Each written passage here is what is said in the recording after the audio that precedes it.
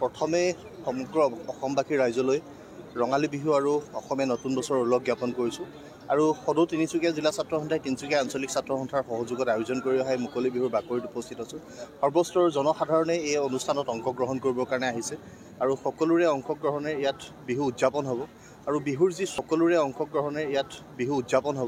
আৰু বিহুৰ যি স্বকীয়তা সেই স্বকীয়তা বিহুৰ মৰ্যাদা বজাই ৰাখিবৰ কাৰণে তিনিচুকীয়া জিলাবাসী ৰাইজৰ অভিভাৱকত্বৰে সদৌ অসম ছাত্ৰ সন্থাৰ তিনিচুকীয়া জিলা ছাত্ৰ সন্থাই কাম কৰি যাব আৰু আমি আহিব লগা দিনত জাতীয় জীৱনেৰে সম্পৃক্ত হৈ থকা সকলোবোৰ বিষয়ত জাতিটোৰ যাতে খিলঞ্জীয়া মানুহৰ প্ৰভুত্ব থকা এখন অসমত সকলো মানুহে সৰ্বকালৰ কাৰণে বসবাস কৰিব পাৰে তেনেকুৱা এটা পৰিৱেশ সৃষ্টি কৰিবৰ কাৰণে এই বহাগত সকলোৱে যাতে সংকল্প লয় সেই আহ্বান আমি ৰাইজলৈ জনাইছোঁ। কিছুদিন পূৰ্বে আজি তিনিচুকীয়া জিলা সমিতিখন অনলম্বিত গঠিত হ'ল।